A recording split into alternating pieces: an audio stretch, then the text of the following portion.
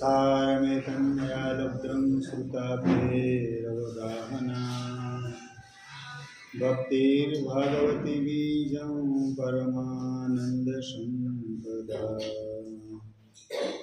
अंधकारी अंतर्याण करनारा वात्सल्य दर्शावनारा तारक तीर्थंकर परमात्मा प्रत्ये પોતાના હૃદયના ભાવની અભિવ્યક્તિ આપતા ઉપાધ્યાય યશોવીજી મહારાજ સાહેબ દ્વાત્રિંશત નામના ગ્રંથની અંદર ભક્તિનું સ્વરૂપ શું છે એની સરસ મજાની ઓળખાણ આ શ્લોકના માધ્યમથી આપી રહ્યા છે. સારમેતન મયા લબ્ધમ શ્રુતાબ્દેહે અવગાહના. 45 આગમરૂપી મહાસાગરનું અવગાહન કરી એનું મંથન કરવા દ્વારા મને જે માખણ મળ્યું છે એ આ શ્લોકની અંદર દેખાડું છું. શું બતાવ્યું શરીશભાઈ? ભક્તિર ભાગવતી બીજમ પરમાનંદ સંપદા.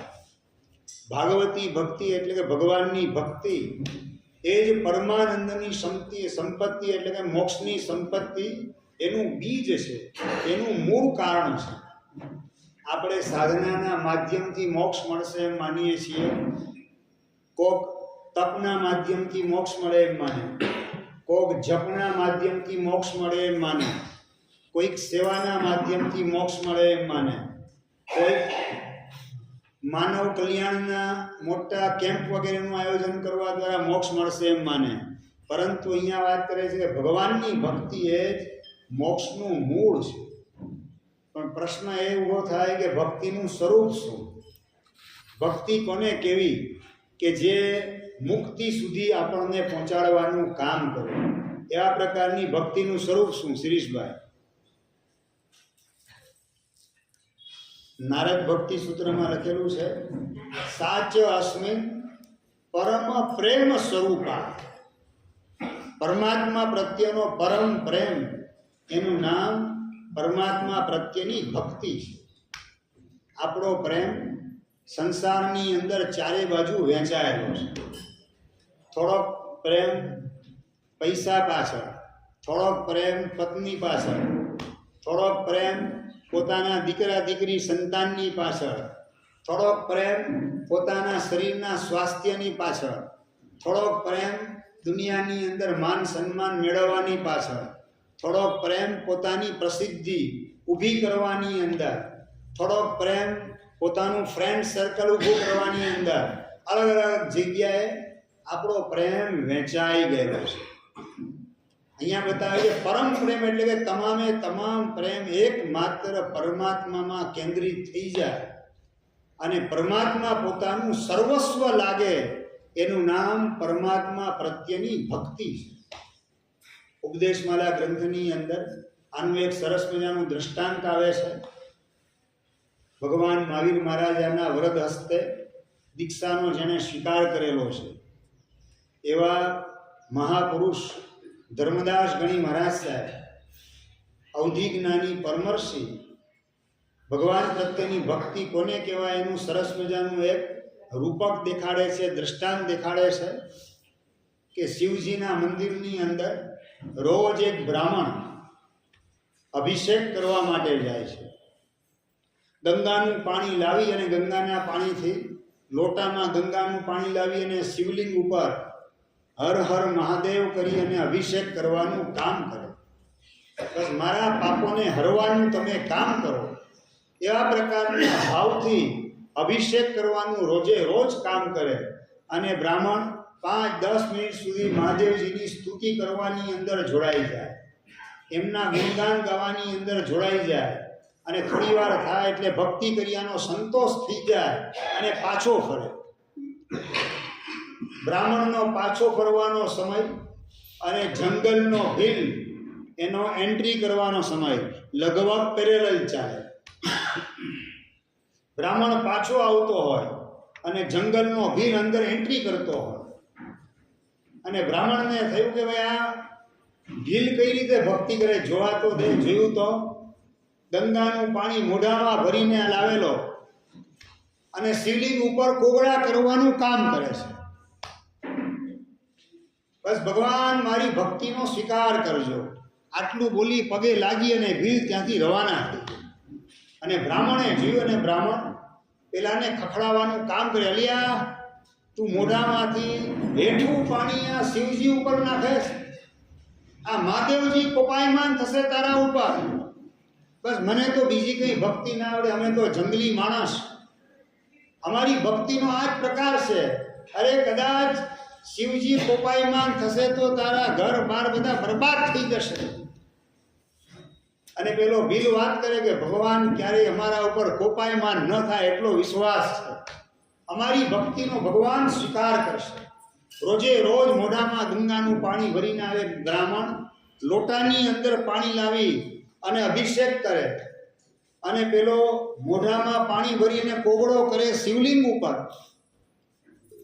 બ્રાહ્મણને થયું કે આ કોક દિવસ જો શિવજી પ્રગટ થયા ને કોપાયમાન થશે તો આનું ધનોત પનોત નીકળી જશે. શિયાળાના દિવસો આવ્યા, ઠંડીના દિવસો, અને ગોદડામાંથી બહાર નીકળવાનું મન થાય નહીં બ્રાહ્મણને. અને બ્રાહ્મણ જે છે એને આવતા આજે થોડું મોડું થયું. ભીલ એના નિયમિત સમયે પહોંચી ગયો અને બ્રાહ્મણ અંદર એન્ટ્રી કરે એની પહેલા જ મંદિરમાંથી કોકની સાથે ભીલ વાત કરતો હોય એવા પ્રકારનો સંવાદ પોતાના કાને સંભળાય. એને જોયું કે શું વાત છે, આ મંદિરની અંદર ભીલ કોની આરે વાત કરે છે. અને ચૂપચાપ પાછળથી આવીને જોયું તો મહાદેવજી ભીલની સાથે વાત કરતા હતા. હરીશભાઈ, કોની સાથે? ભીલ સાથે. સાચું લો, તમને શું લાગે આ ભગવાન મહાવીર મહારાજા કોની સાથે વાત કરે? ભાઈ મારી સાથે જ વાત કરે, બીજા સાથે નહીં, એવો કોન્ફિડન્સ તમને ખરો? ભીલની સાથે મહાદેવજી વાત કરતા હતા. અને પેલો બ્રાહ્મણ એકદમ ગુસ્સામાં આવી ગયો. મહાદેવજી, આપ કેટલો ઘોર અન્યાય કરો છો. રોજ લોટો ભરી અને ગંગાનું ચોખ્ખું પાણી લઈને આપના ઉપર અભિષેક કરું, મારા ઘરેથી દૂધ પણ લાવવાનું કામ કરવું અને ગંગાનું પાણી પણ લાવવું, અને આ તો મોઢામાં કોગળો ભરી અને હેઠું પાણી આપના ઉપર નાખે. અને આપ આટલા વર્ષોમાં ક્યારેય મારી સાથે આપે વાત કરી નથી અને આની સાથે વાત કરો છો. અને ઓલો ભીલ હતો એ બ્રાહ્મણની સામે જઈને વાત કરે છે કે મહાદેવજી તો મારી આ રોજ વાત કરે. રાજેનભાઈ, હવે હાલત શું થાય? બ્રાહ્મણની જગ્યાએ તમે હો તો હાલત તમારી કઈ થાય? રોજ તારી હારે વાત કરે છે. પણ મહાદેવજી ત્યાં તો અંતર્ધાન થઈ ગયા, અદ્રશ્ય થઈ ગયા. અને બ્રાહ્મણ જે છે હવે ભગવાન સાથે લડવાનો મિજાજ હતો એમાંથી આવી ગયો ભીલ સાથે લડવાના મિજાજની અંદર. અલિયા તે ભગવાનને સાધી લીધા જ, ભગવાનની હારે લાગવગ લગાવી. તમારા લોકોની લાગવગ તો બહુ તો ગાંધીધામથી ગાંધીનગર સુધી ચાલે, હા, બહુ તો દિલ્હી સુધી ચાલે લાગવગ. ભગવાન સુધી લાગવગ સેતુભાઈ, લાગવગ તમારી ન ચાલે. અને અહીંયા તો ભગવાન સુધી તું લાગવગ ચલાવે છે, ભગવાનને તું ઉલ્લુ બનાવે, ભગવાનને છેતરવાનું કામ કરે. બોલો ભીલ કહે કે ભાઈ મને કંઈ ખબર પડે નહીં, ભગવાનને તમે પૂછજો ઉલ્લુ હું બનાવું છે કે કોણ બનાવે છે. હું તો ભગવાનનો એક ચાહક છું, ભગવાનનો ઉપાસક છું, ભગવાનની ભક્તિ કરું છું, ભગવાન પ્રત્યેનો મારો પ્રેમની અભિવ્યક્તિ કરું છું. દરેકનો અભિવ્યક્તિનો પ્રકાર જુદા જુદા પ્રકારનો હોય. તમે લોટામાં ગંગા જળ ભરીને લાવો, મારી પાસે કોઈ વાસણ નથી, જંગલનો ભીલ છું, મોઢામાં પાણી ભરી અને કોગળો કરી અને ભગવાનની ભક્તિ કરું છું. મારી ભક્તિની અભિવ્યક્તિ આવા પ્રકારની છે. અરે આ તું જેવો ને આ લાગે કે મહાદેવજી પણ જંગલી જ લાગે તારા જેવા, સીધા કોના ઉપર આક્ષેપ? સાચું લો, તમે તો ભગવાન પણ જો તમારી હડફેટે ચડી જાય તો ભગવાનને તમે છોડો ખરા?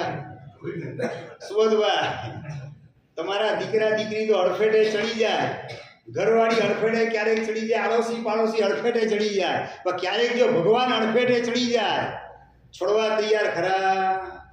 ભગવાનને પણ તમે આરોપીના પાંજરામાં મૂકી દો. હા, ઘણા મૂકતા હોય છે હરીશભાઈ.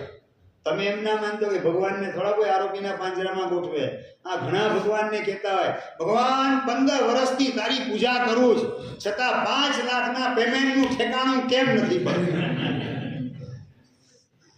આ ભગવાનને પણ આરોપીના પાંજરામાં ગોઠવવાનું.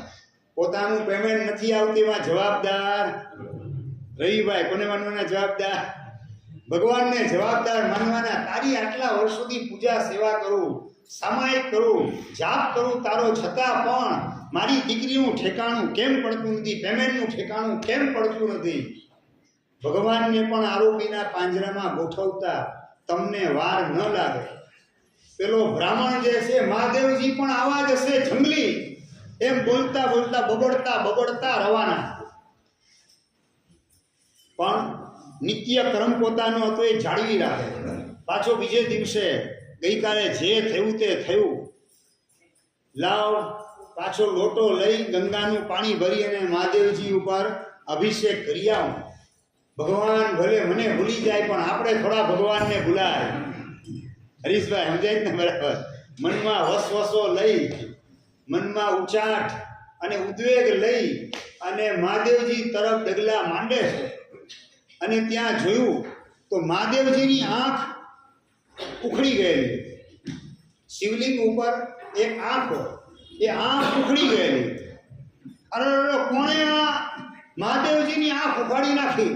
રામખોર લોકો કળિયુગની અંદર ભગવાનને છોડતા નથી. શું સમજે લોકો એના મનની અંદર?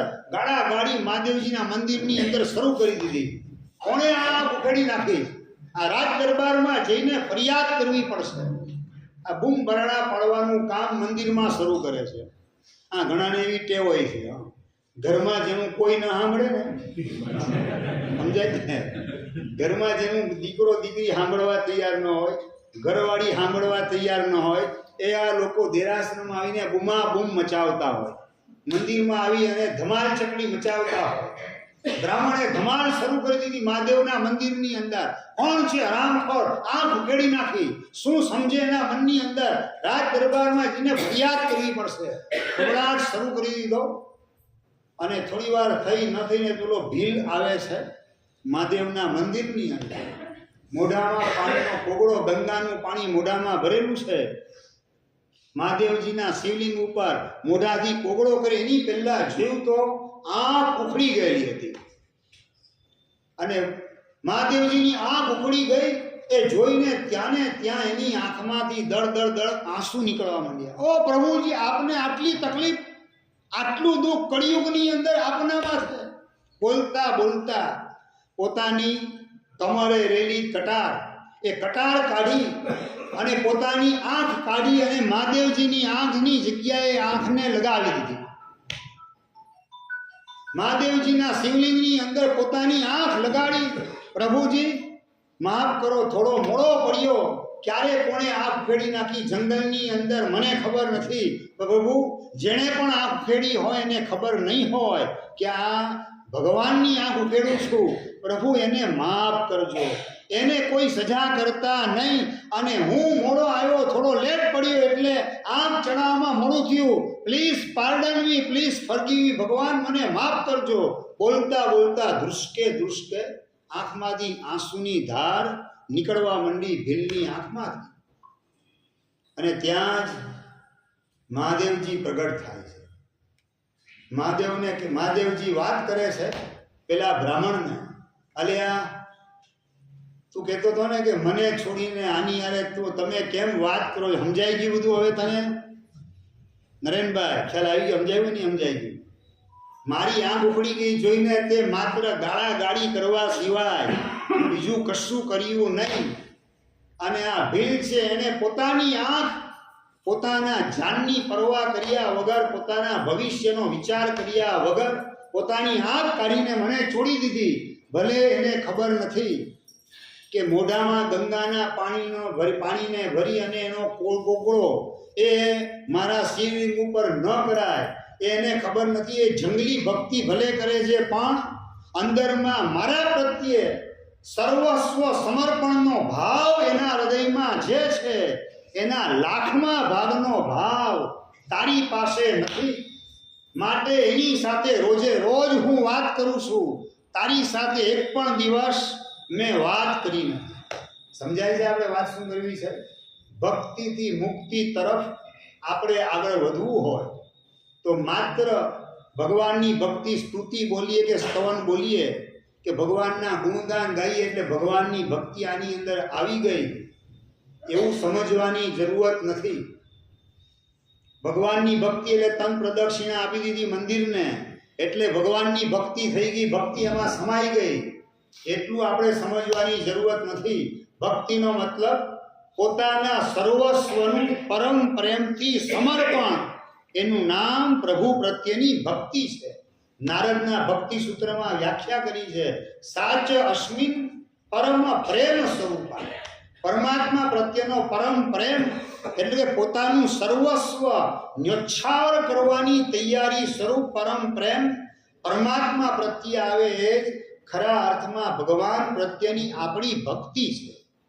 આપણે આપણી જાતને પૂછીએ કે ભગવાન પ્રત્યે સમર્પણ કરવાની તૈયારી કેટલી આવે, શું સોંપવાની તૈયારી આવે, કેટલું સોંપવાની તૈયારી આવે. મને છે ને ડેડ ઓડિયન્સ નથી પાડતો, લાઈવ ઓડિયન્સ જોઈએ. હરીશભાઈ, શું તૈયારી તમારી કઈ એમ પૂછું છું. તમારી પાસે ભગવાનને શું સોંપવાની તૈયારી આવે? પેલા જંગલનો ભીલ એને પોતાની આંખ કાઢી અને ભગવાનને સોંપી દીધી. આપણે આપણું કહેવાતું શું સોંપવા તૈયાર? હા, બસ આ જ વાત છે. આપણે માગણ બનીને જ ભગવાન પાસે ગયા છે. બોમ્બે ચોમાસું હતું આજથી લગભગ 20 વર્ષ પહેલા. ગોવાલિયા ટેમ ચોમાસું પૂરું કરી અને હું તીનબત્તી આવ્યો વાલકેશ્વર. સાંજના સમયે આદેશ્વર પરમાત્મા તીનબત્તીના એના દર્શન કરવા માટે આવ્યો અને સવારે પણ જતો અને સાંજના પણ જતો. સવારે ફૂટપાથ આખી ખાલી હોય અને સાંજના સમયે આખી ફૂટપાથ ભરેલી હોય. કોનાથી ભરેલી હોય સમજી ગયા? માગનારા, તમે જેને ભિખારી કહો છો એવા લોકો ફૂટપાથ ઉપર ગોઠવાયેલા હોય. ભગવાનના દર્શન કરીને હું બહાર નીકળતો હતો, ફૂટપાથ ઉપર ઘણા બધા ભિખારી ગોઠવાયેલા જોયા. એમાંથી એક ભિખારી, એને સહજ મેં પ્રશ્ન કર્યો, એટલે આ સવારના પરમાં તમે લોકો અહીંયા આવવાના બદલે સાંજના કેમ આવો છો? મારા મનમાં જે પ્રશ્ન થયો એ સહજ રીતે પેલા ભિખારીને પ્રશ્ન કર્યો કે સવારના કોઈ આવતું નથી, ફૂટપાથ આખી ખાલી હોય છે અને સાંજના સમયે હાઉસફુલ ફૂટપાથ, સાંજના કેમ તમે બધા આવો છો? અને એ વખતે ભિખારી વાત કરે, મહારાજ આપને ખોટું ન લાગે તો સાચું અમે કહી દઈએ. મેં કીધું આમાં ખોટું લાગવાનો ક્યાં પ્રશ્ન છે?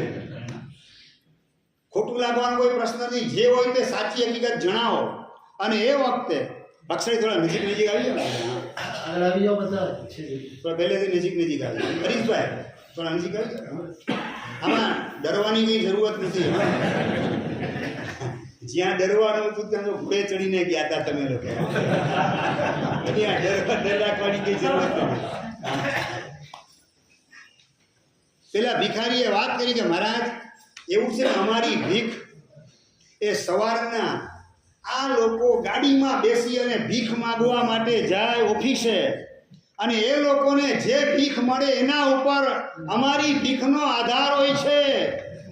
માટે સવારે તો અમારી જેમ ખાલી જોઈએ લોકો, એ અમને શું આપે? એ મોટા ભિખારીને ઓફિસમાં ગયા પછી જે મળે ભીખની અંદર એના ઉપર અમારી ભીખનો આધાર હોય છે. માટે મહારાજ અમે સાંજે આવીએ ભગવાન પાસે, મંદિર પાસે, ઓટલા ઉપર બેસીએ છીએ. સમજાય ને હરીશભાઈ? તમે તમારી જાતને વડે શ્રીમંત સમજતા હો. ભિખારીને પૂછવામાં આવે તો અમારા જેવા નહીં, મોટા ભિખારી. પેલા ભિખારીને તો 50 ને 100 રૂપિયા મળી જાય ને સંતોષ થઈ જાય. 100 રૂપિયા મળે પછી 1000ના સપના જોવાનું કામ ન કરે.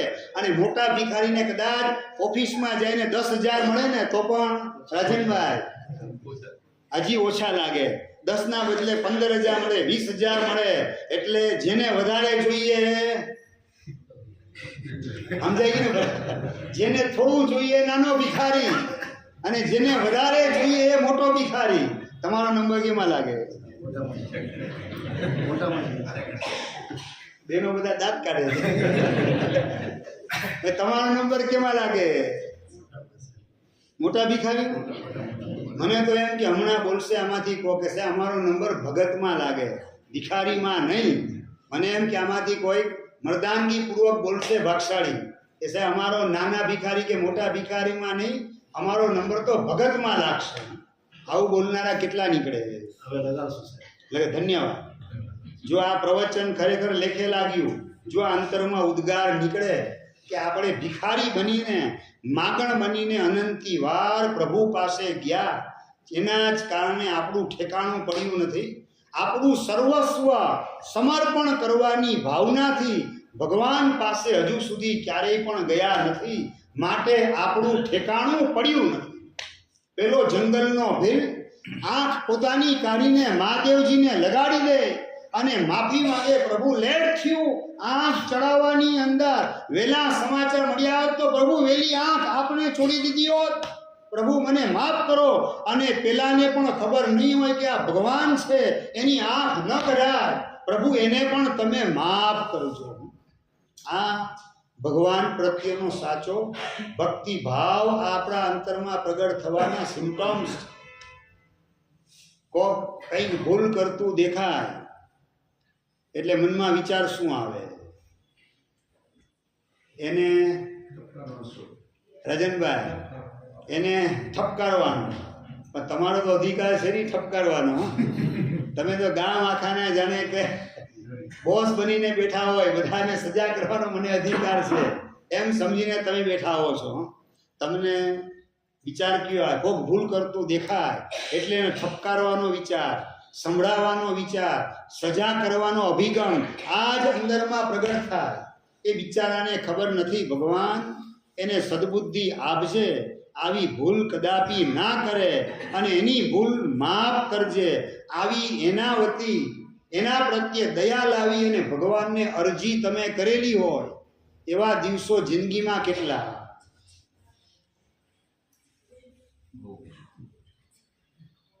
અને એ ભૂલ બીજી કઈ નહીં, તમારે ત્યાં 500નું બંડલ ઉંચકવાની એને ભૂલ કરેલી હોય, એના માટેની વાત તમને કરું છું. 500નું બંડલ તમારું પેટીમાંથી કાઢીને લઈ ગયેલ હોય ને તમને ખાતરી થઈ જાય કે આણે જ લીધેલ છે, એના માટે અંદરમાં અભિગમ કેવો? શ્રીશભાઈ, ભગવાન એને ખબર નથી એ શું કરે છે, એનું શું ફળ આવશે, ભગવાન એને માફ કરજે, આવા પ્રકારની એના વતી દયાની અરજી ભગવાન પાસે રજૂ કરો. નેવર. એના માટે ડબલ જોડતી ફરિયાદ. ભગવાન આ કળિયુગની અંદર બસ ધર્મીને ત્યાં ધાડ પડે અને પાપીને લીલા લહેર. આજ બોલો કે બીજું કઈ બોલો? દીપકભાઈ, મોઢામાંથી ઉદ્ગાર ક્યાં નીકળે? તમે તમારી જાતને ધર્મીનું લેબલ લગાવી અને તમારું 50,000નું બંડલ ગયું એટલે જાણે કે ધર્મીને ત્યાં ધાડ અને પાપીને લીલા લહેર. આ જ વાત ભગવાન પાસે કરો કે શું કરો? શિરીષભાઈ, એટલે ભગવાન પાસે પણ ફરિયાદના ટોનમાં જ આપણે ભગવાન પાસે ગયેલા છીએ. ધન્યવાદના ભાવ ભગવાનને પહોંચાડવા માટે ભગવાનના દરબારમાં આપણે કેટલી વાર ગયેલા છીએ? આ પ્રશ્ન આપણી જાતને પૂછવાનો છે. એના માટે દયાની અરજી હરીશભાઈ થોડી જોઈએ એમ. જ્યારથી અમારા જવાબ તમે બોલવા માંડ્યા ને ત્યારથી ગરબડ થવા માંડે. હા, નહીં તમે અમારા જવાબ શું છે? અમે શું બોલીએ ભાઈ? રાતના ખાવાનું છોડવું જોઈએ, બરાબર? દુકાનમાં અનીતિ છોડવી જોઈએ. તમારો જવાબ શું હોય? હા, છોડી દઈશું. આ જવાબ સાચો. આ બીજા નંબરનો જવાબ છે. છોડી દઈશું એનો મતલબ શું? આજ સુધી એનો મતલબ તો એ થયો છોડી દઈશું એનો મતલબ કે આજ સુધી તો અનીતિ ચાલુ જ છે ધંધામાં. એટલે પહેલા નંબરનો જવાબ કયો સાહેબ? અનીતિ છોડી દીધેલી છે. આ પહેલા નંબરનો જવાબ. અને એમાં કદાચ ઓછા ગોઠવાય તો બીજા નંબરનો જવાબ કયો સાહેબ? આજથી અનીતિ છોડશું. અમારો કયો જવાબ હોય કે અનીતિ છોડવા જેવી છે. અમારો જવાબ શું? બટેટા, ડુંગળી, લસણ આ બધું છોડવા જેવું છે. ડ્રિંકિંગ ને સ્મોકિંગ આ બધું છોડવા જેવું છે. તમારો જવાબ શું હોય?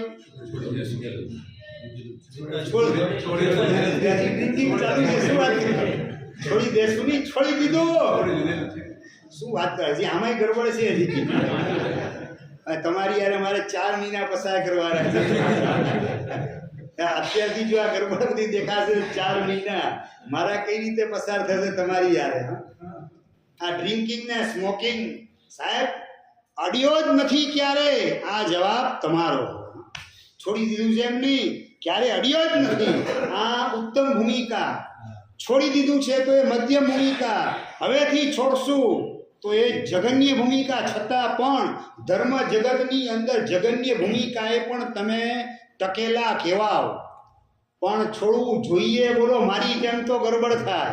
એ તમારે બોલવાનું આ ન હોય. બરાબર સમજી ગયા? બરાબર. એટલે ચોરી છોડવી જોઈએ. મારો જવાબ ચોરી છોડી દીધી છે. બરાબર.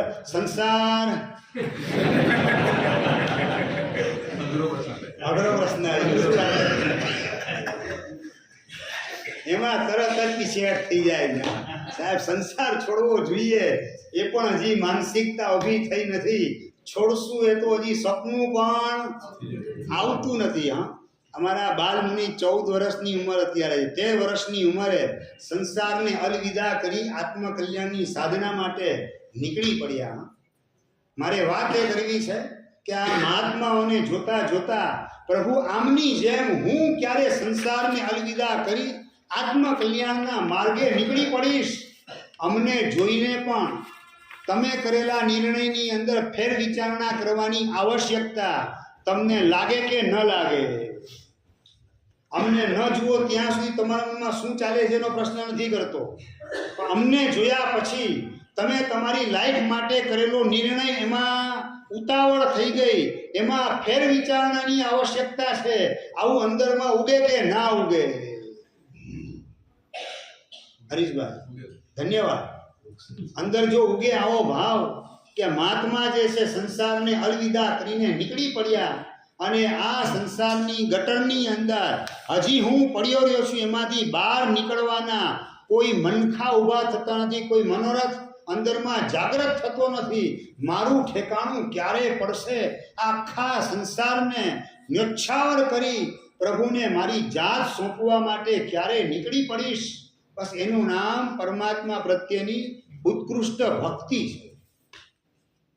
તમે પૂજા સેવા કરો કેસરથી, ચંદનથી, એ બધી દ્રવ્ય ભક્તિ છે. અને અમે સંસારને અલવિદા કરી પ્રભુના માર્ગે નીકળી પડ્યા. પ્રભુની એકો એક આજ્ઞા પાલન કરવાની તૈયારી સાથે અને જીવનભર માટે પ્રભુની શરણાગતિ અમે સ્વીકારી. એનું નામ ઉત્કૃષ્ટ ભાવ ભક્તિ છે.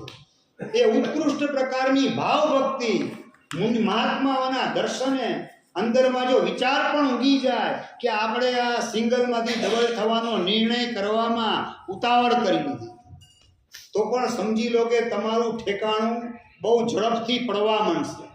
હા, ઘણી જગ્યાએ અમે ચોમાસા કરીએ, ચોમાસાના મહિનો, 1.5 મહિનો, 2 મહિના પસાર થાય ને ઘણા ભાવિકો અમારી પાસે આવીને વાત કરતા હોય કે સાહેબ આપ જો 5 વર્ષ પહેલા મળ્યા હોત ને મારું કામ થઈ જાય. સમજ્યા દીપકભાઈ? સમજાઈ ગયું એનો મતલબ શું? 5 વર્ષ પહેલા કેમ ભાઈ? 1 વર્ષ પહેલાની, 2 વર્ષ પહેલાની, 5 વર્ષ પહેલા કેમ? હા, 5 વર્ષ પહેલા સાહેબ મેં લગ્ન કરી લીધા. આપ જો 5 વર્ષ પહેલા મળ્યા હોત મારું ઠેકાણું પડી જાય. મહાત્માના દર્શને આવા અંતરમાંથી ઉદ્ગાર નીકળે કે પ્રભુને સોંપાઈ જવા માટે મળેલો આ માનવનો ભવ માત્ર સંસાર રૂપી ઉકરડાને સોંપાવાની અંદર વેડફી નાખ્યો. ધિક્કાર છે મારી જાતને. આ મહાત્માઓની જેમ હું પરમાત્માના માર્ગે ડગલા ક્યારે માંડીશ? સંસારને અલવિદા કરવાનું કામ ક્યારે કરીશ? સંસારને બાય બાય કરી અને પ્રભુના માર્ગે ડગલા માંડું એવો ધન્ય દિવસ મારા જીવનમાં ક્યારે આવશે? આવા સપના જોવાની પણ શરૂઆત થાય તો સમજવાનું તાત્વિક ભાવ ભક્તિની અંદર તમારો પ્રવેશ થઈ ગયેલો છે. અને આવા ભાવ હૃદયની અંદર લઈને તમે જાઓ ત્યારે જ ભક્તિની વસંત તમારા આત્માની અંદર ખીલી શકે. સાચું લો, દેરાસર જાઓ, મંદિર જાઓ, હૃદયની અંદર પાનખર ઋતુ હોય કે વસંત ઋતુ હોય, હૃદયમાં પાનખર કે વસંત, અઘરો પ્રશ્ન લાગે છે મારો? આમ પહેલું પ્રવચન છે એટલે અઘરું લાગે છે શિરીષભાઈ? જવાબમાં સાહેબ પ્રશ્ન આવશે એટલે એ બીક લાગે. અરે પણ જે છે એ તમારે બોલવાનું છે, બીજું ક્યાં આનું વિચારવાનું? સારું વિચાર તો વસંત જ હોય. તો છે શું? પ્રશ્ન એટલો જ છે. હોય તો કાઢી નાખો. છે શું? પ્રશ્ન એટલો જ છે મારો. ભગવાનના દરબારમાં તમે પહોંચો ત્યારે હૃદયની અંદર ભક્તિની વસંત ખીલેલી હોય કે ભાવનાની પાનખર ચાલુ હોય? ખરેખર એટલે ભગવાનના દરબારમાં જાઓ ત્યારે લાલ ગુલાબી પીળા રૂપના પતંગિયા પસાર થતા હોય ત્યાં તો તમારી આંખ ન જ ચોટે ને. ભગવાનના દરબારમાં જ્યારે હો ત્યારે કોઈ વિજાતીય તરફ તમારી આંખ ખેંચાય નહીં. માત્ર હૃદયનો તાર પ્રભુ સાથે જોડાયેલો હોય. પ્રભુ તું મળ્યો મારા નાથ તરીકે, મારા માલિક તરીકે, મારા શિર છત્ર તરીકે. તારી અપરંપાર કૃપા થઈ ત્યારે મારા શિર છત્ર તરીકે તું મને મળ્યો. બસ પ્રભુ હવે વહેલામાં વહેલી તકે આપના માર્ગે આવવાના મારા મનોરથ. કૃપાનાથ આપ વહેલી તકે કૃપા કરો, મારા મનોરથ સફળ થાય. આવી ભક્તિની વસંત હૃદયમાં ખીલેલી હોય એ રીતે ભગવાન પાસે તમે પ્રેઝન્ટ થાવ. પ્રેઝન્ટ તમે થાવ ત્યારે ભક્તિ આ ભક્તિનો ભાવ. ભક્તિનો ભાવ ખરો કયા લેવલનો કેવો એ નક્કી નહીં. એટલે એક કેવો જાણવા માંગુ છું? ભક્તિનો ભાવ એટલે કેવો? શ્રદ્ધાનો ભાવ એટલે કેવો? આગલા દિવસનો અનુભવ અમારો કેવો છે? હા, એટલે ભગવાનની ભક્તિ પણ ભગવાનની કૃપાથી સંસાર તમારો લીલો છમ ચાલે તો ભગવાન પ્રત્યેનો ભક્તિનો ભાવ જાગે. એમ કે એમ જ કહું છું, બીજું કઈ શું વાત કરો છો? માત્ર સંસારમાં સ્વાર્થ, અમે સંસારમાં જતા ભક્તિ ગયા, અમે સંસારમાં જતા ને સ્વાર્થ છોડી પરમાર્થનો ભાવ જાગ્યો તો અહીંયા સુધી પહોંચ્યા. જો સ્વાર્થની વિષ્ટાને જ વળગવાનું કામ કરશું તો આપણું ભૂંડ તરીકેનું વ્યક્તિત્વ પુરવાર થશે. આપણે તો રાજહંસ બનવાનું છે, માન સરોવરના, જે માત્ર ભગવાનની ભક્તિ રૂપી મોતીનો ચારો ચરવાનું કામ કરે. વિષય વાસના કે સ્વાર્થની વિષ્ટા ચૂથવાનું કામ આપણને કદાપી શોભે નહીં. ભગવાન પાસે આવીએ ત્યારે શ્રદ્ધાની અંદર, ભક્તિની અંદર, શરણાગતિની અંદર કચાશ બિલકુલ જોઈએ નહીં. ગઈકાલ તમારી કેવી ગઈ છે એના આધારે નહીં, પણ ભવિષ્ય કાળ તમારે કેવો બનાવવો છે, એ વિઝન તમારી પાસે કેટલું ડેવલપ થયું છે એના આધારે ભક્તિની વસંત તમારા હૃદયની અંદર તમે ખીલવી શકો. વિઝન તમારી પાસે કેટલું મળે, શ્રદ્ધા કેટલી મળે પરમાત્મા પ્રત્યે. દીકરાને લઈ અને બાપા મંદિરની અંદર એન્ટ્રી કરે છે, ભગવાનની સ્તુતિ કરી અને ખિસ્સામાં હાથ નાખે છે. હાથ નાખીને સાચું આમ ખિસ્સામાં હાથ નાખો ભંડાર ભરવા માટે. જે આવ્યું તેમ સીધું નાખી દો કે આમ ચેક કરો. હરીશભાઈ શું કરો? ચેક કરો. ચેક એટલે પછી મોટામાં મોટી નોટ સુધી નાખો. ચેક એટલે જાણવા એ માંગુ ના. ચેક કરો એનો વાંધો નહીં, રિઝલ્ટમાં શું હોય? આમ 500 ની નોટ નીકળે કે 10 ની નોટ નીકળે? સિક્કો નીકળે. તમારા વતી વાત કરે રૂપિયાનો સિક્કો નીકળે. પપ્પા હતા એને રૂપિયાનો સિક્કો ગાડીને ભંડારમાં પૂરવાનું કામ કર્યું અને દીકરો બહાર આવે છે, ન્યાને યાં દાદાના દરબારમાં પ્રશ્ન પૂછે છે, પપ્પા રૂપિયો કેમ નાખો છો? બેટા તને સમજણ ન પડે, બહાર આવ પછી વાત કરશું. અહીંયા ભગવાનના દરબારમાં આડી અવડી વાત ન કરાય. બહાર આવ પછી બધી વાત કરું તારી યાર. બહાર નીકળ્યા બાપા અને પપ્પુએ પપ્પાને પ્રશ્ન કર્યો, પપ્પા રૂપિયાનો સિક્કો કેમ નાખ્યો તમે ભંડારની અંદર? એટલે અક્કલ નથી, આ ત્રણ જગતના નાથ છે, આ જગતના માલિક છે, એને આપણે રૂપિયા આપીએ ને વળતરમાં 100 રૂપિયા પાછા આવે. સાચું, તમે જ્યારે ભરતા હો ત્યારે શું ભરો છો એના ઉપર નજર હોય કે શું મને મળશે એના તરફ તમારી નજર હોય. તો આઉટપુટ નજરની સામે ના આવે એ રીતે ઇનપુટ કે પછી સ્વાર્થની ખીચડી પકાવવાના સપના ભગવાનનો ભંડાર ભરતા હોય એ વખતે ચાલુ હોય નહીં. ખરેખર કહો છો ધન્યવાદ, ન હોય એવું તો ખરેખર ધન્યવાદ. પણ આ શ્રદ્ધા કરી તમને રૂપિયો નાખું એટલે 100% મળશે, આવી શ્રદ્ધા કરી કે નહીં એમ પૂછું છું. શ્રદ્ધા ન હોય દીપકભાઈ? હા, અઢળક મળે એમ કે છે. રૂપિયો નાખે તો 100 નહીં, અઢળક. અને દીકરાને વાત કરે પપ્પા કે બેટા રૂપિયો નાખીએ ને 100 મળે માટે રૂપિયો નાખ્યો. તો પપ્પા 500 નું બંડલ નાખવું જોઈતું હતું. સમજાય?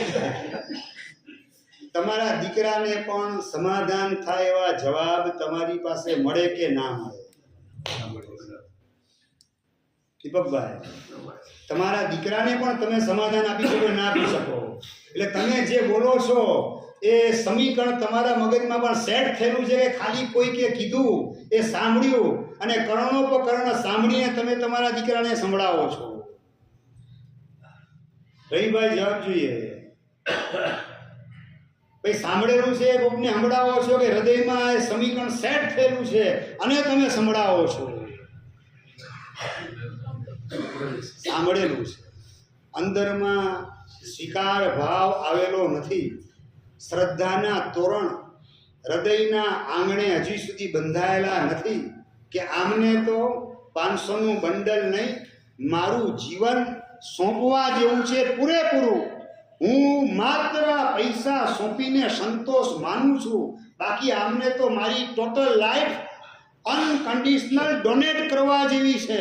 આવો હૃદયનો ભાવ, ભક્તિની વસંત હૃદયમાં ખીલેલી હોય તો આ ભાવ સ્પર્શ્યા વિના રહે નહીં. આપણે આપણી જાતને પૂછીએ, આવો ભાવ આપણા હૃદયને ટચ થાય એ રીતે ભગવાનની ભક્તિ કેટલી વાર કરી? ઘણી વાર તો ભગવાન પણ પાર્શિયાલિટી કરે જેવું લાગતું હોય છે. હા હા, આ ભગવાને પાર્શિયાલિટી કરે. રોજ ભગવાનની પૂજા કરું છતાં હું ભાડાના મકાનમાં રહું છું અને ઓલો એકે દિવસ પૂજા કરવા નથી જતો, એનો બંગલો બંધાઈ ગયો. ભગવાન કે ઘર દેર હૈ અને અંધેર હૈ, એ જ વિચાર ઘણાના મનની અંદર ચાલતા હોય. ભગવાન પ્રત્યે પણ શ્રદ્ધાનું તોરણ હૃદયની વેદિકા ઉપર બંધાયેલું છે કે કેમ એ પણ $1,00,000 ગંભીર પ્રશ્નાર્થ આવીને ઉભેલો છે. કૃષ્ણ મહારાજ પોતે સિંહાસન ઉપર બેસેલા છે પોતાના મહેલની અંદર, અને બાજુમાં જ રૂકમિણી, સુસીમા, સત્યભામા, ગૌરી, ગાંધારી એ બધી ગોઠવાયેલી છે. વાતચીત ચાલતી હતી અને અચાનક દરવાજે એન્ટ્રી કરીને દ્રૌપદી ઊભી હતી. કૃષ્ણ મહારાજની નજર પડી, આવ દ્રૌપદી, અહીંયા આવ, સૌથી પહેલા નજીક તું પહેલા અહીંયા બેસ. રૂકમિણીને, સત્યભામાને, સુસીમા, ગૌરીને, ગાંધારી બધાને સાઈડમાં કરી, દ્રૌપદી આવ આવ, તું અહીંયા પહેલી તું બેસ. ને રૂકમિણીનું છે ને મોઢું ચડી ગયું, કારણ કે પટરાણી તરીકે તો રૂકમિણી છે. દ્વારકાધીશ કૃષ્ણ મહારાજ, એની પહેલી રાણી પટરાણી, મુખ્ય રાણી તરીકે રૂકમિણી, અને એનું સ્થાન ખસણીને દ્રૌપદી એને ત્યાં ગોઠવે, બેસ દ્રૌપદી તું અહીંયા પહેલા તું બેસ. એટલે રૂકમિણીનું વડું બગડું, સુસીમા અને સત્યભામા એ બધાના પણ મોઢા કાળા મેસ થવા માંડ્યા. કે દ્રૌપદીને આટલું ઊંચું સ્થાન આપણા કૃષ્ણ મહારાજ આપે છે. એને તો ક્યાં ભગવાનને પોતાનું જીવન સોંપેલું છે, આપણે તો એમને જીવન સોંપી દીધું આપણું, અને છતાં આપણો સેકન્ડ નંબર ને ફર્સ્ટ નંબર એનો.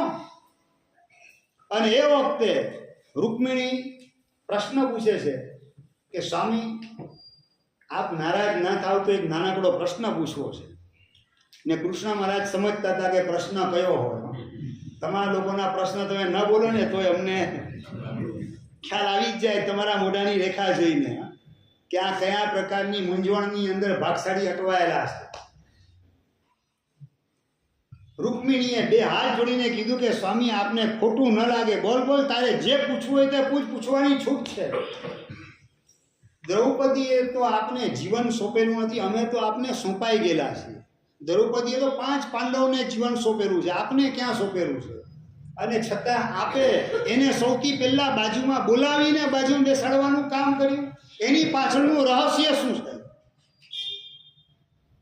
અને એ વખતે દ્વારકાધીશ કૃષ્ણ મહારાજ વાત કરે છે, આ પ્રશ્ન બહુ માર્કેબલ છે, તમારો મહત્વપૂર્ણ પ્રશ્ન છે. આ પ્રશ્નનો જવાબ હું અહીંયા તમને આપી શકું એમ નથી.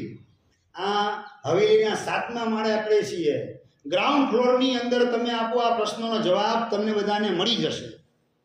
ચાલો સ્વામી ગ્રાઉન્ડ ફ્લોર આવીએ. આ જવાબ મળતો હોય તો 7મા માળના બદલે ગ્રાઉન્ડ ફ્લોરમાં આવવામાં અમને શું વાંધો છે? અને ધડાધડ રૂકમિણી અને સત્યભામા ને સુસીમા ને ગૌરી ને ગાંધારી નીચે ઉતરવા માંડ્યા. કૃષ્ણ મહારાજ કે ઉભા રહો, પહેલા હું ઉતરું, ભાઈ તમે મારી પાછળ આવો. કૃષ્ણ મહારાજ ઝડપથી નીચે ઉતરે, એની પાછળ રૂકમિણી ને દ્રૌપદી બધા ગોઠવાયેલા નીચે ઉતરવા માટે. દ્રૌપદી પણ મનમાં વિચાર કરે છે કે આજે આ દ્વારકાધીશ કૃષ્ણ મહારાજ આ પ્રશ્નનું સમાધાન કઈ રીતે કરશે, એમના મનમાં શું ગોઠવાયેલું છે. એ દ્રૌપદી પણ ગળમથલની અંદર હતા.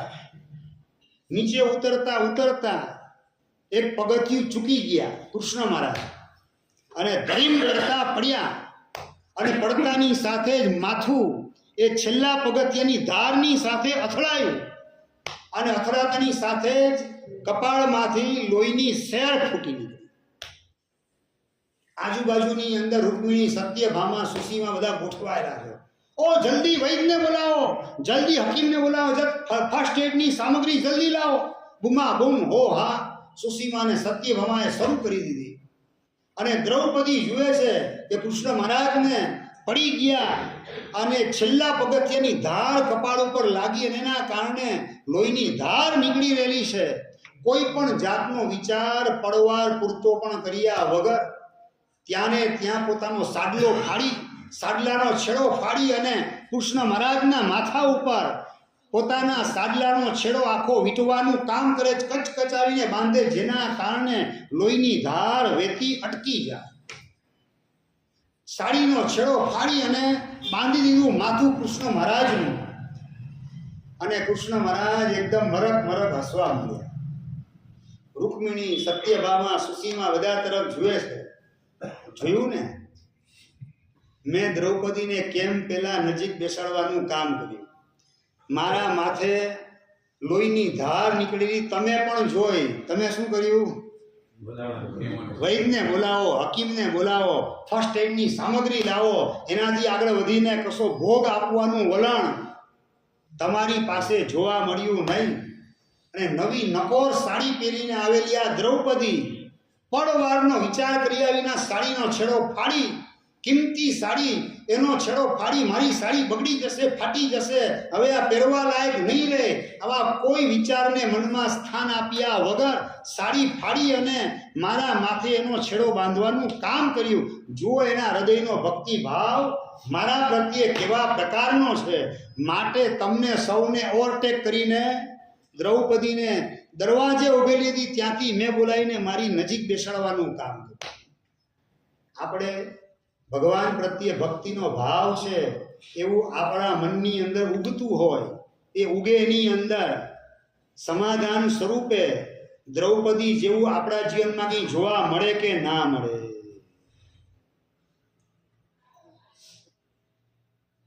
ભાઈ દ્રૌપદી જેવું કંઈક ભોગ આપવાની તૈયારી વાળું જોવા મળે કે ના મળે?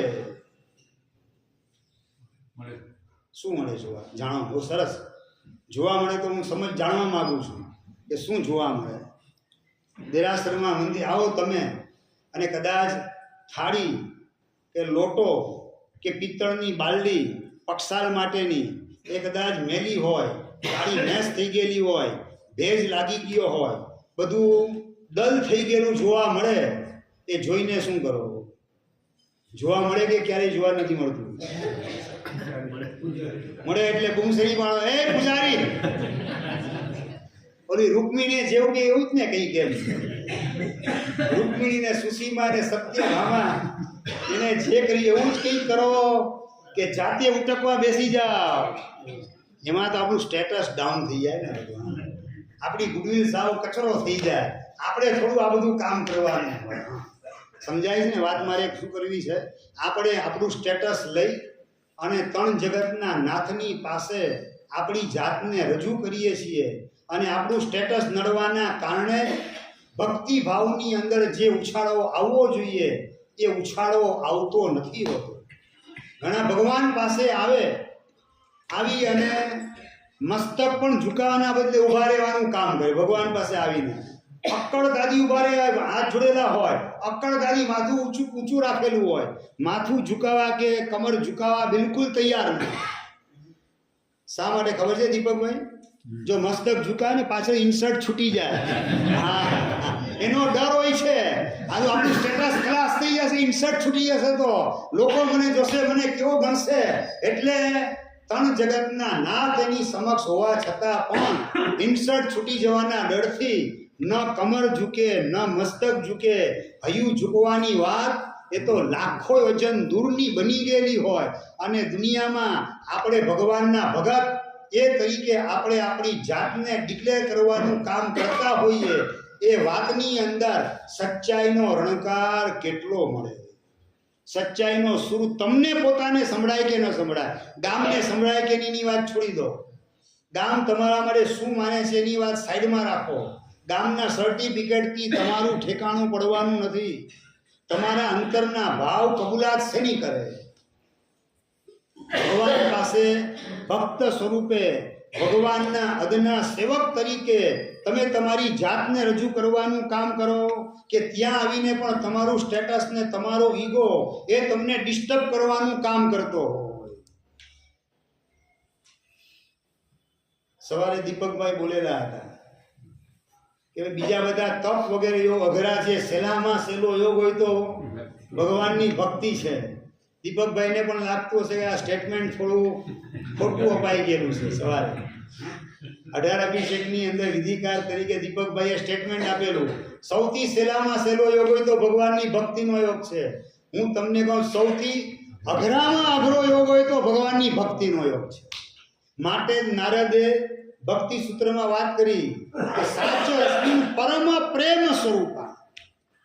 સંસારની કોઈ પણ વ્યક્તિ, કોઈ પણ વસ્તુ પ્રત્યે જે તમારી લાગણી હોય એ બધાને ઓવરટેક કરે એવી તમારી જાતને પૂરેપૂરી સોંપવાની તૈયારી પૂર્વકનો ભગવાન પ્રત્યેનો શરણાગતિનો ભાવ, સોંપાઈ જવાનો ભાવ જાગે, એને કહેવાય ભગવાન પ્રત્યે ભક્તિનો પરિણામ. અને આવો ભક્તિનો ભાવ લઈ અને ભગવાનના દરબારની અંદર આપણે પ્રવેશ કરતા હોઈએ એવા દિવસ જીવનમાં કેટલા આવે? એવા દિવસ કેટલા? બહુ ઓછાની અંદર ચાલો 5 ખરા, ચાલો એની વાત કરો. બહુ ઓછાની અંદર 5 દિવસ પણ બોલી શકો.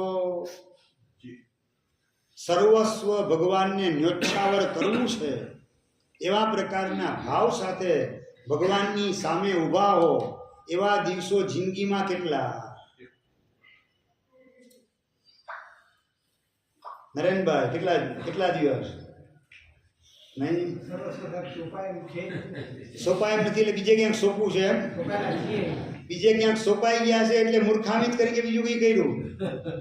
જ્યાં સોંપવાની હતી જાત ત્યાં સોંપાવાના ભાવ જાગ્યા નહીં, ને જ્યાં જોખમ કલ્પના બહારનું હતું ત્યાં જાતને સોંપી બેઠા. કેવી ગંભીર ભૂલ કરેલી છે જીવનની અંદર એનું સેલ્ફ કન્ફેશન ભગવાનની પાસે પણ કરવાની તૈયારી આવે કે ના આવે? ન ઝુકાવવાની જગ્યાએ મસ્તક ઝુકાવ્યું, જ્યાં જાત સોંપાય નહીં એવી જગ્યાએ સંસારમાં મારી જાત પ્રભુ સોંપીને બેઠો છું. મારી આ ગંભીર ભૂલ થઈ ગઈ એવો પણ એકરારને સ્વીકાર ભગવાનની પાસે ખુલ્લા હૃદયે કેટલી વાર કર્યો. ભગવાન અમારી પાસે નથી કહેતો, ભગવાન પાસે કહું છું. હા, ભૂલ લાગતી જ નથી. બસ એટલે ભક્તિની વસંત છે કે ભક્તિની પાનખર છે. I am coming to that point. આપણી મૂળ વાત જે હતી એના ઉપર ફરીને આપણે એ જગ્યાએ ગોઠવાઈ ગયા કે હૃદયમાં બોલતા હતા ને હમણાં ભક્તિની વસંત ખીલેલી હોય. ભક્તિની વસંત છે કે પાનખર છે. ભૂલ કર્યા પછી ભૂલ તરીકે સ્વીકારવા પણ આપણે તૈયાર નથી. ભૂલ લાગતી પણ નથી. તો હકીકતની અંદર ભગવાન જે છે એને ભગવાન તરીકે આપણે સ્વીકાર્યા નથી એમ સમજવા.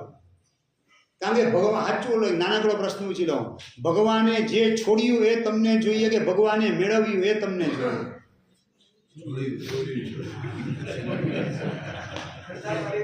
બસ વાત એ છે, ભગવાન તમે જે પૈસા છોડ્યા એ મને આપી દો. તમે રીતિ સિદ્ધિ સમૃદ્ધિ છોડી ભગવાન એ મને આપી દો, મને એનો ખપ છે. સાચું, ભગવાને જે છોડ્યું એનો ખપ કે ભગવાનનો ખપ? ભગવાનનો ખપ કેટલા ને? ભગવાને છોડ્યું એનો ખપ છે કે ભગવાનનો ખપ છે તમને? હા, એ જ વાત છે. ભગવાનનો ખપ તમને નથી, માટે તો ભગવાનને છે તમે મંદિરમાં બેસાડેલા છે. ભગવાન તમે ત્યાં બેસી થઈ જાઓ, તમે તમારી જરૂરત નથી. તમે જે છોડ્યું એ અમારી પાસે મોકલી આપો. આ ભક્તિ છે કે માત્ર સ્વાર્થની દુર્ગંધ છે. આપણે આપણા સ્વાર્થની ખીચડી પકાવવા માટે ભગવાનનો ઉપયોગ કરવા માટે મંદિરમાં જઈએ છીએ કે આપણી જાતનું સમર્પણ કરવા માટે પ્રભુના દરબાર તરફ ડગલા માંડવાનું આપણે કામ કરીએ છીએ? ગંભીર પ્રશ્ન આપણે આપણી જાતને હજુ સુધી પૂછેલો નથી. અને જ્યાં સુધી આવો પ્રશ્ન તમે તમારી જાતને ટકોરા મારીને નહીં પૂછો ત્યાં સુધી તમારું સ્ટેન્ડિંગ પોઈન્ટ તમને ખ્યાલ આવે તેવી શક્યતા નથી કે અધ્યાત્મ જગતની અંદર તમે કઈ જગ્યાએ ગોઠવાયેલા છો. ધર્મ જગતની અંદર તમારી એન્ટ્રી થયેલી છે કે નથી થયેલી? આ પ્રશ્નનો જવાબ તમે તમારી જાતને ટકોરો મારીને જો મેળવવા માંગતા હો તો ભગવાન પાસે ગોઠવાઓ છો કયા સ્વરૂપે? માગણીયા સ્વરૂપે કે ભગવાનના સેવક તરીકેને સર્વસ્વ ન્યોછાવર કરવાના પરિણામ સ્વરૂપે? ભગવાન પાસે આપણે કઈ રીતે આપણી જાતને રજૂ કરીએ છીએ? ભાઈ, ભગવાન પાસે માત્ર મેળવવું છે કે આપણી જાત સોંપવી છે? હરીશભાઈ જવાબ જોઈએ. અત્યારે મેળવવા માટે. તો ભવિષ્યમાં શું? ચાલો એની વાત કરીએ. ભવિષ્યમાં શું? ચાલો અત્યારે ચાલો ઓકે, તમારો જવાબ માન્ય. અત્યારે ભગવાન પાસે મેળવવા માટે જાઓ છો. ભવિષ્યમાં કર્મના ઉદયથી દીક્ષા ન મળે, સમજી રાખો. એ પુરુષાર્થ કરો તો જ તમને સાધના મળે. હા, સંયમનો માર્ગ કે ભક્તિનો માર્ગ ના, સમજી રાખો. ઉદયથી ક્યારેય ભક્તિ નથી આવતી. સમજણ સાચી આવે ને સમ્યક પુરુષાર્થ તમે કરો તો ભક્તિ તમારા જીવનમાં આવે. ઉદય સાથે ભક્તિને કે ભગવાનના માર્ગ ઉપર ચાલવાની વાતને કોઈ લેવા દેવા નથી. ટેમ્પલ ઓફ અન્ડરસ્ટેન્ડિંગમાં તમે એન્ટ્રી કરો અને દૂધનું દૂધ અને પાણીનું પાણી થઈ જાય તમારી નજરની અંદર. એવું વિઝન તમારું ક્રિસ્ટલ ક્લિયર બનવા માંડે તો ઓટોમેટિક ભગવાન પ્રત્યે ભક્તિનું ઝરણું અંદરમાં પ્રગટ થયા વિના રહે. આપણે આપણું વિઝન હજુ સુધી ચોખ્ખું કરેલું નથી, માટે જ અંદર આ બધા પ્રશ્ન આવે છે, ગેરસમજણ આવે. ઉદયમાં આવશે ત્યારે ભક્તિના ભાવ જાગશે. ભગવાન કે છે ઉદયમાં આવશે ત્યારે પૈસા મળશે એમ સમજીને તું ભક્તિમાં લાગ. તમે પૈસા માટે શું વિચારો છો? પુરુષાર્થ કરીશ તો પૈસા મળશે. ઉદયમાં આવશે ત્યારે પૈસા મળી જશે. રાજનભાઈ, ઉદયમાં આવશે ત્યારે પૈસા મળી જશે. અત્યારે તો ભક્તિ કરવા દે એમ વિચાર આવે કે ઉદયમાં આવશે ત્યારે ભક્તિ આવી જશે. હમણાં તો પૈસા કમાવા દે. કયો અભિગમ કયો તમારો? બીજો કે પહેલો? બીજો. હા. વર્તમાન નથી. એ હા, ભવિષ્ય આપણા હાથમાં નથી, વર્તમાનને માણીને. આ વર્તમાનને માણીનો પણ ભગવાનની ભક્તિ કરવા સ્વરૂપે કે માત્ર કાગડિયા ભેગા કરવા સ્વરૂપે? વર્તમાનને માણવાની વાત મનેચંદભાઈ તમારી સાચી. અમે પણ વર્તમાનને માણવાનું જ કામ કરીએ છીએ. ભક્તિમાં આ ભક્તિની અંદર, હા, જો ભક્તિની અંદર વર્તમાનને માણવી હોય તો રવિવારની સાંજ એ ભગવાનના નામ ઉપર હોય કે હોટલ ને રેસ્ટોરન્ટના નામ ઉપર હોય. આજે રવિવાર છે ને, તો રવિવારની સાંજની વાત કરું, વર્તમાન કાળની વાત કરું છું. હા, ટુડે એટ પ્રેઝન્ટની વાત તમને કરું છું. અને પ્રશ્ન વનેચંદભાઈને કરું છું, લાગુ બધાને પડે છે. ભાઈ રવિવારની સાંજ ભગવાનના નામ ઉપર કે પછી હોટલની અંદર, રિસોર્ટની અંદર, વોટર પાર્કના નામ ઉપર, કઈ જગ્યાએ? ભક્તિ કરવાની સાથે ભક્તિ કરી. હા, ભક્તિના સમયે ભક્તિ.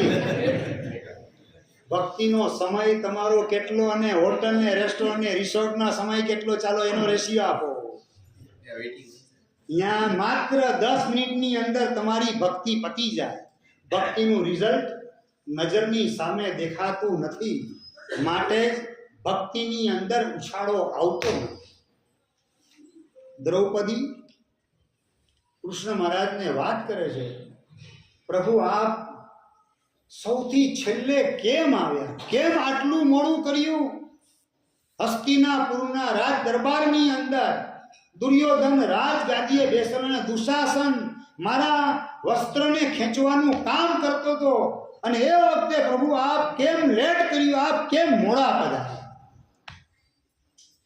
અને એ વખતે કૃષ્ણ મહારાજ વાત કરે કે દ્રૌપદી હું તો આવવા તૈયાર જ હતો, પણ પહેલા દુશાસને જેવી તારી સાડી ખેંચી તે પાંડવ તરફ, પાંચેય પાંડવ તરફ તારી નજર માંડી, યુધિષ્ઠિર તરફ નજર માંડી કે તમે આમાંથી મને છોડાવો, અર્જુનને ભીમ એના તરફ નજર માંડી તે કે આમાંથી, આ અત્યાચારમાંથી મને મુક્ત કરો, તમે મારા પતિ છો, સ્વામી છો, પંચની સાક્ષીએ મારો સ્વીકાર કરેલો છે. અર્જુનને વાત કરી, પાંચેય પાંડવમાંથી એકેય કાબેલ ન થયા, સમર્થ ન બન્યા, એટલે તે નજર ભીષ્મ પિતામહ ઉપર કરી. ભીષ્મ પીતામહ પાસે ગઈ કે ભીષ્મ પિતામહ તમે તો બચાવો, આ ખેંચે છે મારા વસ્ત્રો ભર સભાની વચ્ચે. અને ભીષ્મ પિતામહે પોતાનું મોઢું નીચું કરી નાખ્યું. 5 પાંડવ વેચાયેલા હતા. ભીષ્મ પિતામહના પેટની અંદર દુર્યોધનનું લૂણ ગયેલું, અન્ન ગયેલું હતું. એ પણ એક અક્ષર દુર્યોધનની સામે બોલી શકે એવી સ્થિતિમાં નહોતો. અને કૃપાચાર્ય અને દ્રોણાચાર્ય એના તરફ તે નજર કરી આગળ વધીને કે તમે તો ધર્મ ગુરુ તરીકેની પોસ્ટ ઉપર છો, તમે તો કંઈક મારી લાજ રાખવા દુર્યોધનને પાઠ સમજાવો, પાઠ કંઈક ભણાવો. કૃપાચાર્ય અને દ્રોણાચાર્ય એક એકને તું યાદ કરવા માંડી, મને તો સૌથી છેલ્લે તે યાદ કરેલો હતો. દ્રૌપદી પોતાની ભૂલ કબૂલે છે, પ્રભુ ભૂલ થઈ ગઈ, સૌથી પહેલા આપને યાદ કરવાના બદલે સૌથી છેલ્લે મેં આપને યાદ કર્યા, મારી ભૂલને માફ કરો. તો પ્રભુ આપને યાદ મેં કર્યા ને આપે મારી લાજ રાખી, લાખ લાખ ધન્યવાદ પ્રભુ આપને. ભર સભાની વચ્ચે એક પછી એક સાડી મારી ખેંચે જ રાખે, અને મને પોતાને આશ્ચર્ય થતું હતું કે 5, 10, 15, 20 તાળી સાડી એના તાકા જાણે કે મેં પહેરેલા હોય, ખૂટે જ નહીં, ખૂટે જ નહીં એવી મારી લાંબી સાડી બની ગઈ. મને ખ્યાલ આવી ગયો પ્રભુ આપે મારો કેસ સંભાળ્યો તો જ આ રિઝલ્ટ મારા માટે પોસિબલ બન્યું, મારી લાજ સચવાઈ ગઈ. પ્રભુ આપને લાખ લાખ ધન્યવાદ, આપે ઉપકાર અમાપ કર્યો મારા ઉપર. અને એ વખતે કૃષ્ણ મહારાજ વાત કરે, દ્રૌપદી મેં કોઈ ઉપકાર નથી કર્યો, જે તે આપ્યું મને એ જ મેં તને પાછું વાળ્યું વ્યાજ સાથે, મેં કશું નથી કર્યું. પ્રભુ મેં આપને ક્યાં શું આપ્યું, ક્યાં આપ્યું, ક્યારે આપ્યું, શું આપ્યું, મને તો અહીં ખબર જ નથી. દ્રૌપદી યાદ કર, રૂકમિણી ને સત્યભામાની વચ્ચે ગોઠવાયેલો હતો સિંહાસન ઉપર, મારા પગ પાસે બધી બેસેલી હતી ને તું દરવાજે ઉભેલી હતી, મેં તને બોલાવી. અને રૂકમિણીએ પ્રશ્ન કર્યો કે એને પહેલા કેમ યાદ કરી, અમે તો આપને જીવન સોંપ્યું ને એ વખતે મેં કીધું જવાબ નીચે આપું છું. નીચે ઉતરતા હું પડ્યો, મારા કપાળ ઉપર લોહીની સેર ફૂટી નીકળી પછડાવાના કારણે, અને એ વખતે સાડીનો છેડો ફાડીને તે બાંધેલો હતો. હા પ્રભુ, યાદ આવ્યું.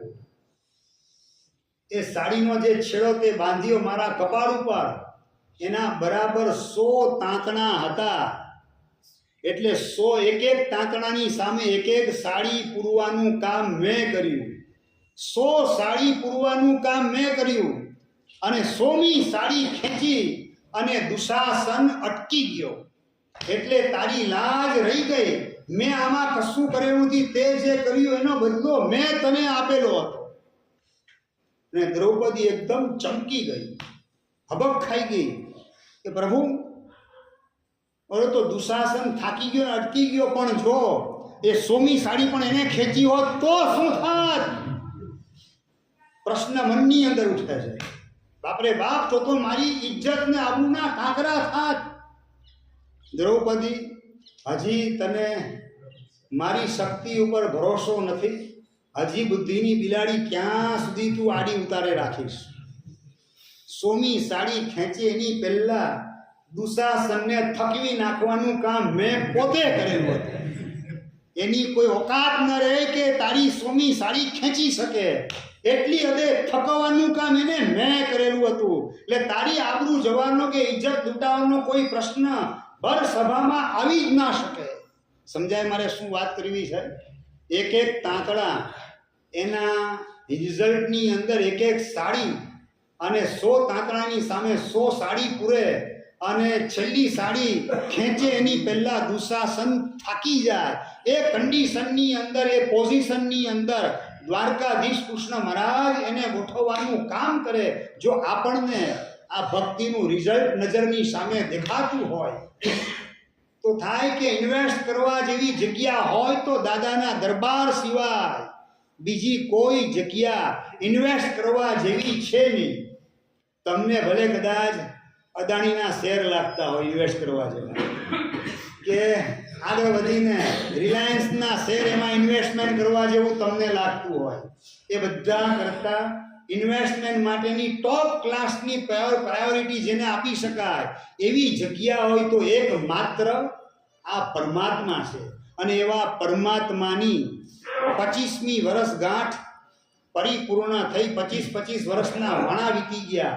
અધ્યાત્મ એવી કલાપૂર્ણ સુરીશ્વરજી મહારાજ, એમણે ભગવાનની પ્રતિષ્ઠા કરી, અંજન સલાકા પ્રાણ પ્રતિષ્ઠા, અને એનો રજત વર્ષ, એનો મહોત્સવ ચાલી રહેલો છે. ને આવતીકાલે આ દાદાની ધજા ચડાવવાનો પ્રસંગ, કોણ બનેગા કરોડપતિ, એ કાર્યક્રમ ઘણીવાર જોયા, પણ કોણ બનેગા ધજાપતિ, આ ધજા ચડાવવાનો લાભ કોણ પ્રાપ્ત કરશે આવતીકાલે? ધજા ફરકાવવાનું સૌભાગ્ય કોના લલાટે લખાયેલું હશે એ જોવા માટેનો આજે એક સરસ મજાનો અવસર છે. તમારી શક્તિ છુપાવ્યા વિના ઇન્વેસ્ટમેન્ટ, સંપત્તિનું ઇન્વેસ્ટમેન્ટ કરવાની ટોપ પ્રાયોરિટી આપવા જેવી કોઈ જગ્યા હોય તો એ પરમાત્માની ભક્તિ છે, કે જે ભક્તિ મુક્તિ તરફ આપણને પહોંચાડ્યા વિના રહે નહીં. અને એવી ભક્તિ આપણા હૃદયની અંદર, એ ભક્તિની વસંત ખીલવવા માટેનો અણમોલ અવસર આવી ગયેલો છે. મેં તમને જે પ્રશ્ન કર્યો હતો ભક્તિની વસંત કે પાનખર, હવે સાબિત કરી દો વસંત ખીલેલી છે. ચાલો આવી જાઓ મેદાનની અંદર. વસંત કેટલાના હૃદયમાં ભક્તિની ખીલેલી છે એ જોવા જાણવાનો મને પણ સરસ મજાનો મોકો મળે.